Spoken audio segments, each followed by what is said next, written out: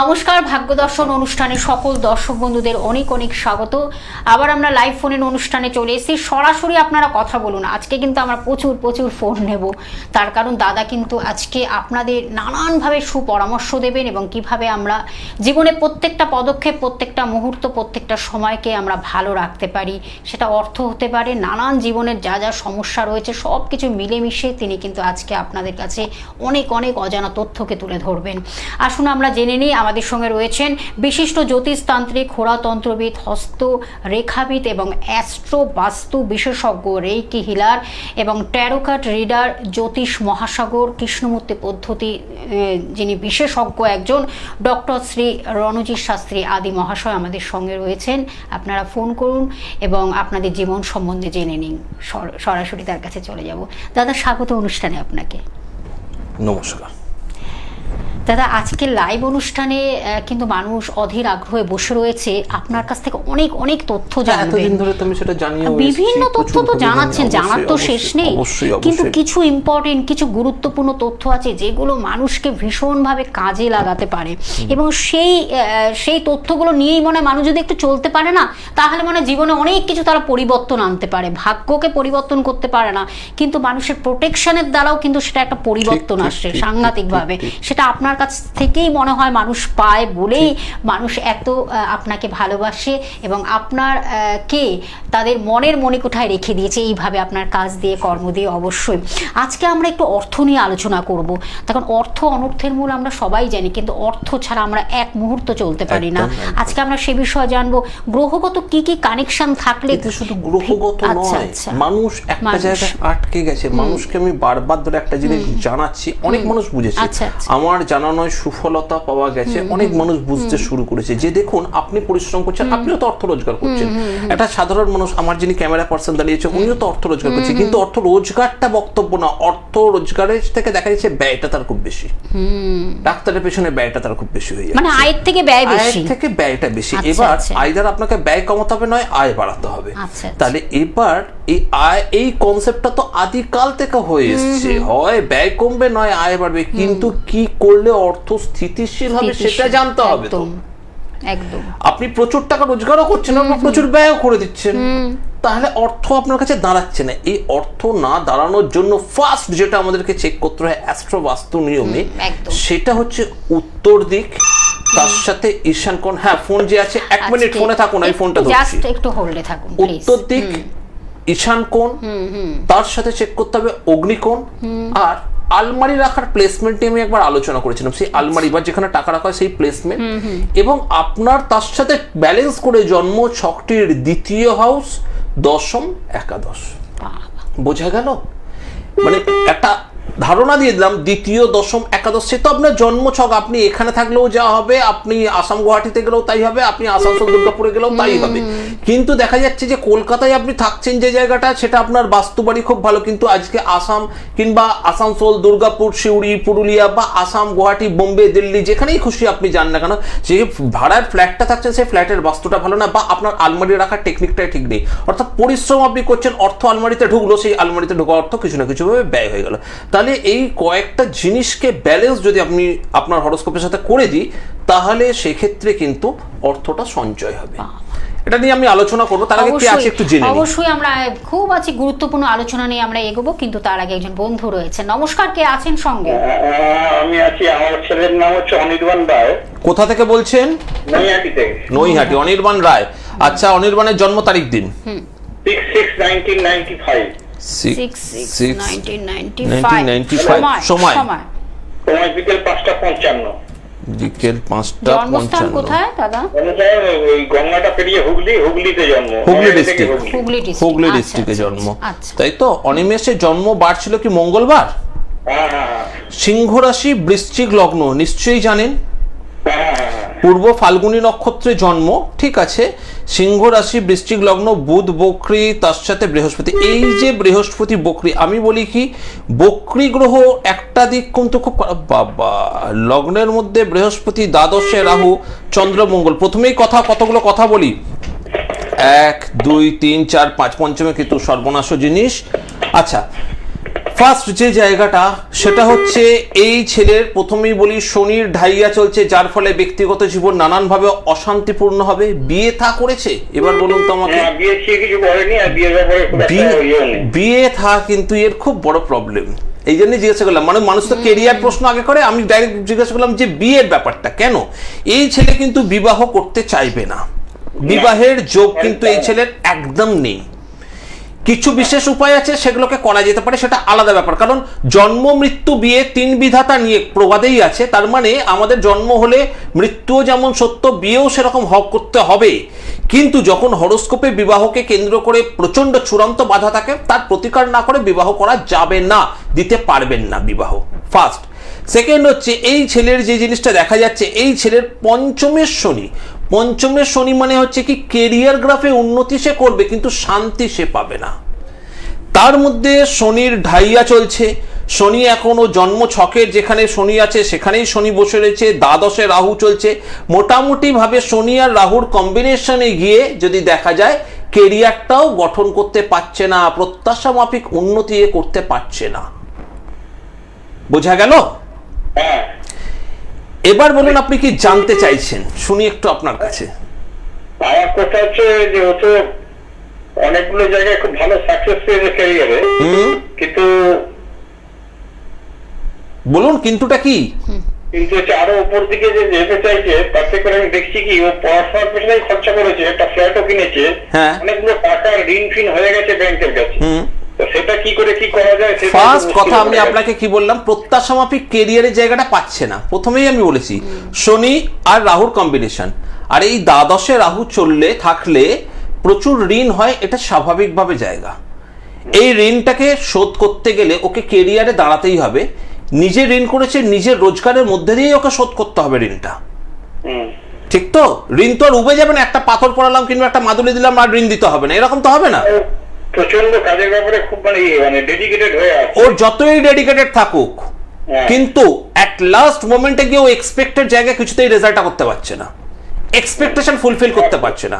ওই যা কাজ করছে হয়তো যে অন্য কোম্পানিতে অনেক টাকা মাইনে পাচ্ছে, সেগুলো না অত টাকা মাইনে পাচ্ছে না। এই কথাটাই তো আমি আপনাকে বললাম, শুরুতে দুটো কথা বলেছি। ওর ট্যালেন্ট থাকবে, ও যে একদম বেকার সেটাও বলিনি আমি।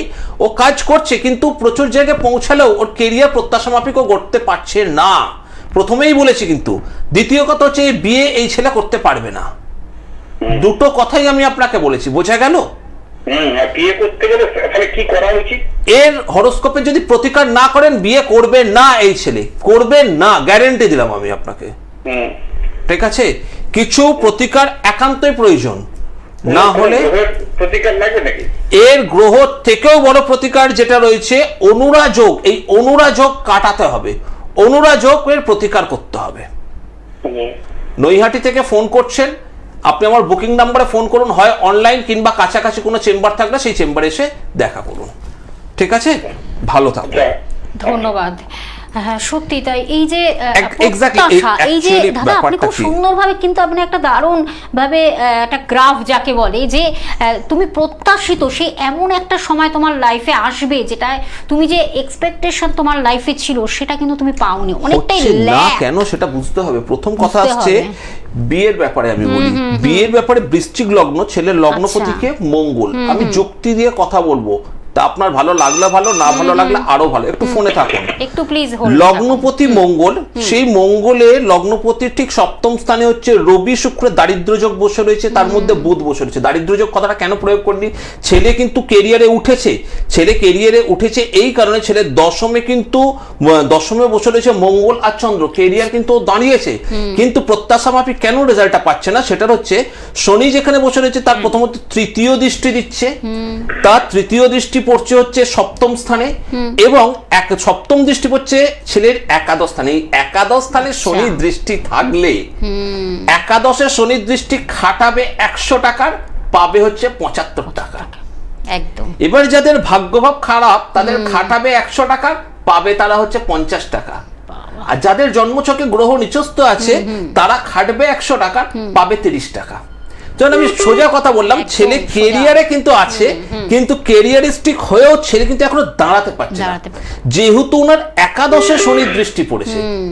ঠিক আছে, এবার 7, 8, 9, 10 আর দ্বিতীয় শনির দৃষ্টি, সঞ্চয় এনার করতে পারছে না, সেভিংসটা হচ্ছে না। শনির দশম দৃষ্টি পড়েছে ওর লগ্নের দ্বিতীয়।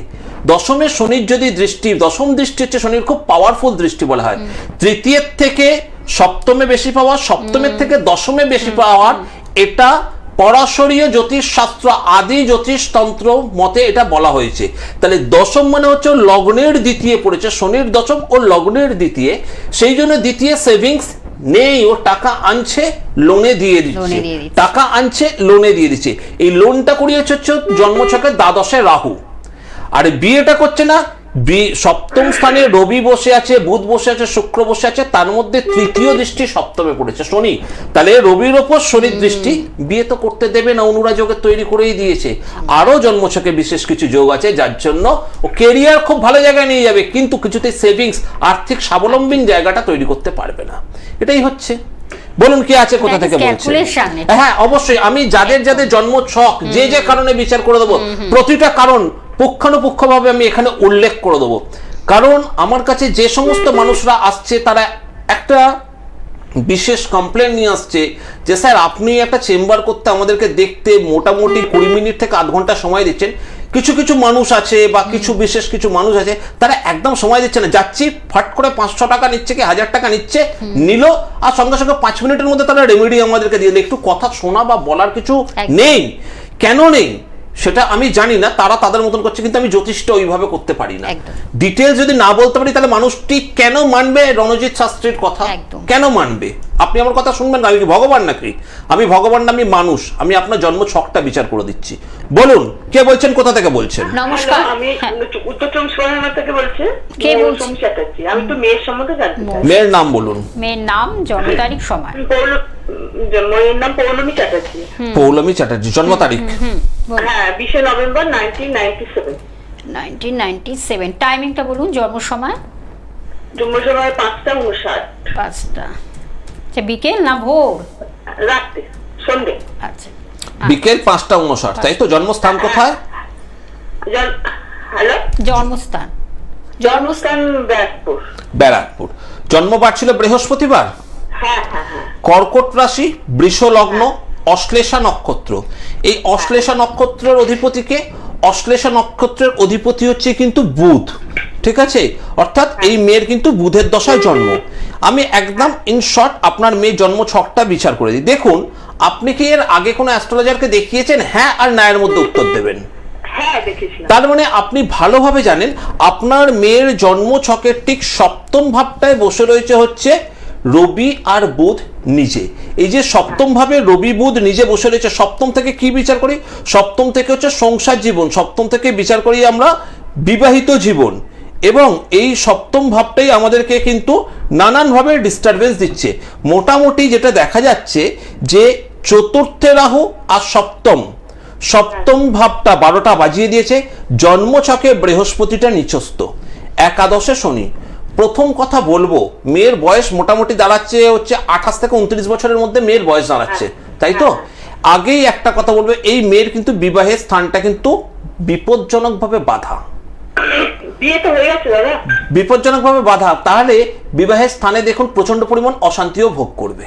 একদম হচ্ছে তো অশান্তি, বিয়ে তো হয়ে গেছে। এবার একটা কথা বলি, আমি কেন বললাম বিপজ্জনকভাবে বাধা, কেন বললাম এটা বুঝতে হবে। তার একটি কারণ হচ্ছে এই মেয়ের ক্ষেত্রে যদি সঠিক নিয়মে প্রতিকার না করে বিবাহ দেন, বিবাহ টিকবে কিনা সন্দেহ আছে। এতটাই অশান্তি হবে, বিবাহ টেকানো প্রায় দায় হয়ে যাবে। এরকম অশান্তি। হ্যাঁ, কি হয়েছে? এরকমই হয়েছে। বিয়ে হয়ে গেছে 22-এ, এখন একটু অশান্তি হচ্ছে। এখন একটু অশান্তি হচ্ছে না বেশি অশান্তি হচ্ছে? কোনটা হচ্ছে? ভালোই অশান্তি হচ্ছে। ভালোই অশান্তি হচ্ছে।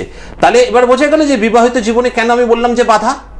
হ্যাঁ বিবাহিত জীবনে বাধাটা এই কারণে, মেয়ের বিয়ে হবে না বা এই মেয়ের অনুরা যোগ আছে, যেটা আগের ক্ষেত্রে বললাম, ওটা বৃহস্পতির একটা খারাপ অবস্থান ছিল বলে ছিল। এই মেয়ের বৃহস্পতি নিচস্থ, সংসার করতে পারবে না, বিবাহকে কেন্দ্র করে প্রচুর অশান্তি থাকবে, তার জন্য আপনি আমাকে ফার্স্ট ফোন করেছেন। এই অশান্তি, এবার দেখুন এই অশান্তির কারক গ্রহ কোথায় বসে রয়েছে? চতুর্থ ঘর। এর ঘর অবস্থান করেছে, রাহু অবস্থান করেছে 4th হাউসে, অর্থাৎ শ্বশুর বাড়িতে এর সুখের যোগ নেই। কত সালে বিয়ে হয়েছে? 22-এ বিয়ে হয়েছে। অশান্তিটা পাচ্ছেন কবে? 26-এ। কেন পাচ্ছেন?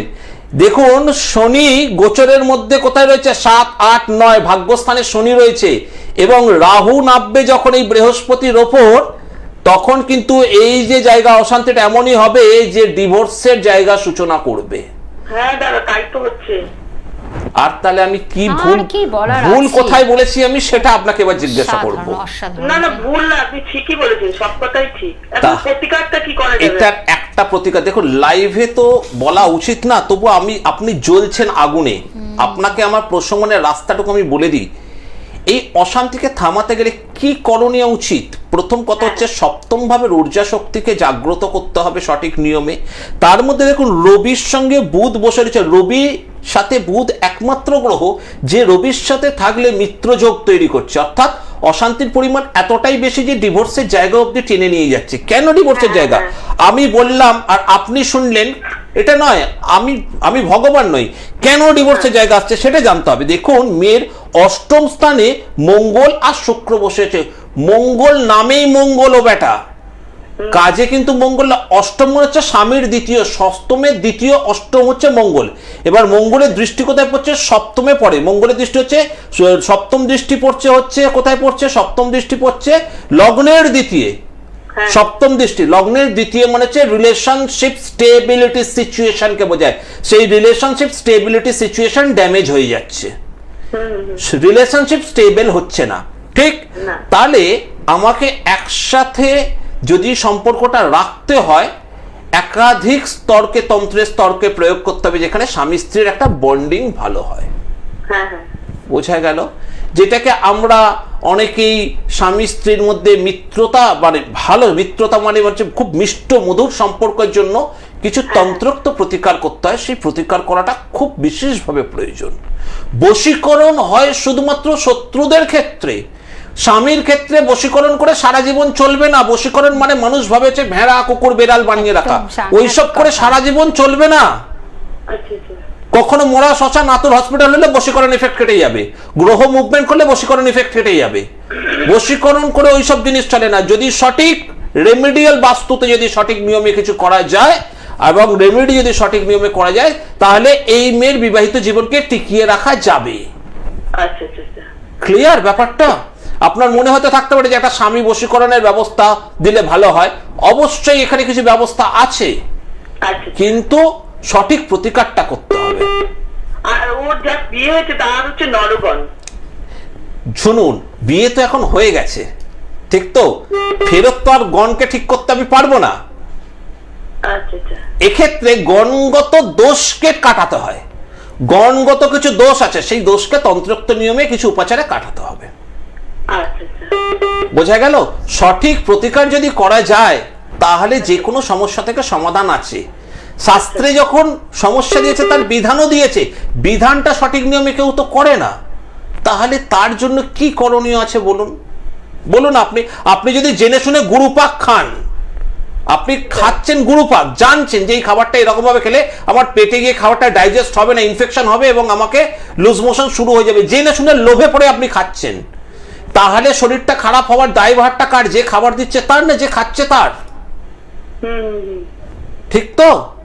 তো আমি আপনাকে এটাই বলবো, এটাকে যদি সঠিক প্রতিকার, অষ্টমে মঙ্গল আগুনের থেকে বিপদ আসে সে বিষয়ে একটু সাবধানে থাকতে বলবেন মেয়েকে।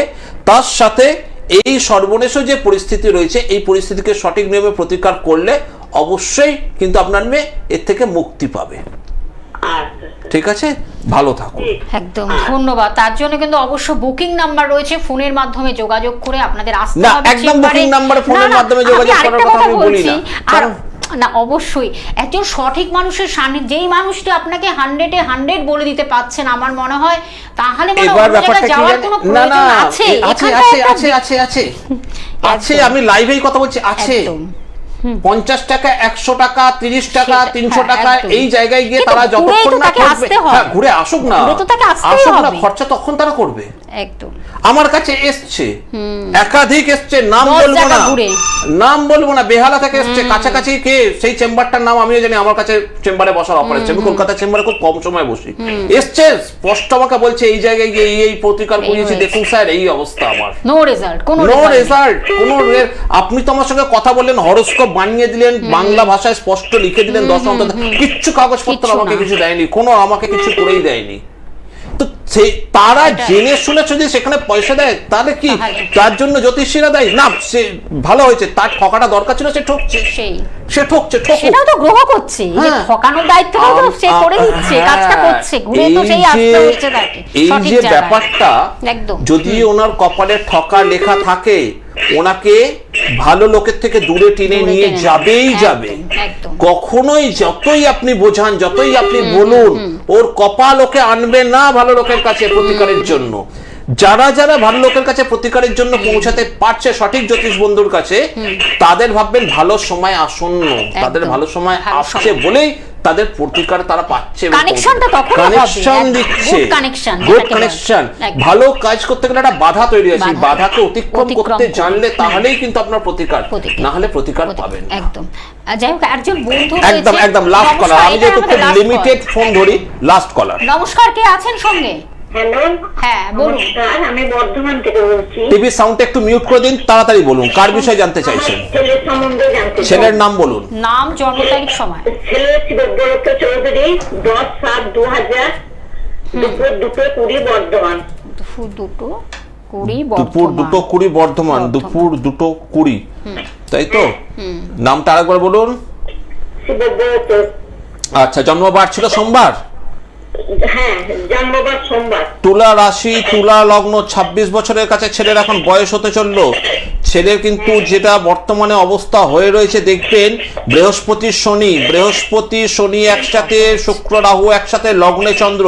প্রথম কথা বলছি, এই বৃহস্পতি শনি আর তার সাথে রবি মঙ্গলের একটা কানেকশন, রবি মঙ্গলের জন্য তেজ বেশি হবে। ছেলের কিন্তু কাজকর্ম স্থিরতা হবে না, স্টেবল পাবে না, কাজকর্ম স্টেবল হবে না, কিছু কোনো কিছুতে স্টেবিলিটি নেই ওর। পড়ুক, কিন্তু এই রবি মঙ্গলের কানেকশনের রেজাল্টটাকে ঠিক করতে পারে? রেজাল্ট তো ঠিক হয় না ছেলের, প্রত্যাশা মাফিক তো পড়াশোনায় রেজাল্ট বা কাজকর্ম তো কিছুই করতে পারছে না। 26 বছরের একটা ছেলে মিনিমাম কাজকর্ম করা উচিত, কাজকর্ম চেষ্টাও তো নেই ওর মধ্যে। তাহলে উচ্চশিক্ষা 7, 8, 9, নবমে রবি মঙ্গল বুধ পড়তে পারবে, কিন্তু রেজাল্ট প্রত্যাশা মাফিক পাবে না। এতদিন ধরে যে রেজাল্ট করেছে, সেই রেজাল্ট কি প্রত্যাশা মাফিক রেজাল্ট পেয়েছে পড়াশোনায়? কি হয়েছে সেটা বলুন। বিবিএ করেছে, রেজাল্ট কি সেই জায়গায় পেয়েছে?